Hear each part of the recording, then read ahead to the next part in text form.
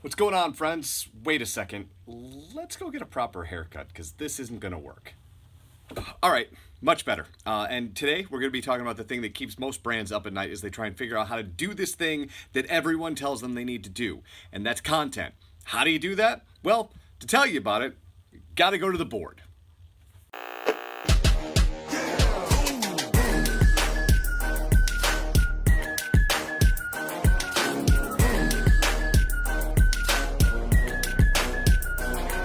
When I'm talking to brands about content, the number one thing that trips them up is the sheer amount that they think they need to make. They think they need to make reams and reams and reams of content. They think once they make a piece of content, they can never use it again.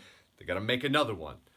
So we talk about the idea of chunking. My friend Nick Baling calls it chunking content, putting pieces of content together and then breaking them apart into individual pieces that we can use over and over and over again. What does that look like? Okay, we decide that we're going to do content.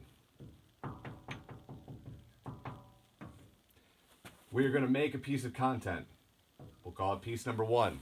Perhaps this piece is a video about how to make content. It's a very meta thing that we're working on here. We're going to take this meta thing and we're going to break it into 3 other pieces. Number 2 here, that would be a blog that we put up on the website that's the written version of how to create content in a formulaic way. The 3rd piece would be an Instagram outtake of something dumb that happened while you were making this video about content, talking about how to make content. And the 4th piece would be a teaser trailer that drives to the original piece of content, and that original piece of content drives to your KPI, or the reason you made the content in the first place. What's an example of that? I'm so glad you asked. For this example, I'm going to use jewelry stores because to me, jewelry stores are tiny boxes of millions and millions of stories. In fact, that's literally all that happens in those stores all of the time. And for this, we're going to use engagement rings as the platform by which we're going to tear apart this content, okay?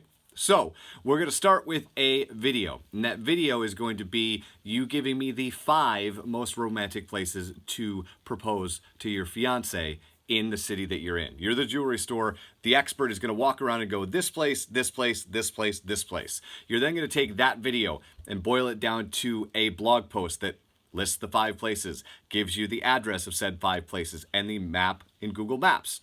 So then they can go to your website and find the places that they're supposed to go. The next thing you're going to do is on Instagram, you're going to have 5 different images from the shot that you just did of the 5 romantic places. So now you essentially have 1 video, 1 blog post, 5 Instagram posts. We're only 2/3 of the way there. The final thing that you're going to do is you're going to go on Facebook Live, and you're going to answer the 3 questions that every guy asks when they come into your store about how to buy an engagement ring. How do I make sure that my budget is hit? How do I make sure that I trust that you and I are in a partnership? How do I make sure that I get a ring that my wife will love and is in style? You're going to answer those 3 questions. Quick aside, if the thing I'm about to tell you is something you want to do, please go ahead and do it.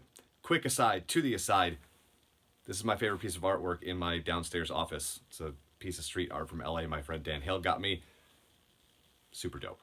That's how you do it. You take an idea and you chunk it into pieces of content that you can manage. That single video that you did explodes into other places that you can go. And here's the best part when we're talking about engagement rings. It's not as if engagements happen once a year. You can recycle this content over and over and over again. You can make it evergreen. And you can update the places. If somebody opens a new restaurant and people can't help but want to get engaged there, you can add that one to the list. You can have a rolling blog on your website of all of the engagement places. If you want to expand on the 5 and make it 35, do 35 on the website. And now you're building content. Again, I talk a lot about questions that the customer has. What are the questions in the jewelry space that customers ask over and over and over again? Engagement rings. Oh, we know that. Here are all the questions that they ask. Oh, what's the next thing they're going to ask is, I got her the engagement ring, and now we have an anniversary coming up. What do I get then? What do I get for the next anniversary? And now you have a recurring customer who wants to come back to you because they trust you because you're constantly answering the question before they even know to have it. All right, friends, have a wonderful, wonderful day. We'll talk tomorrow. See ya.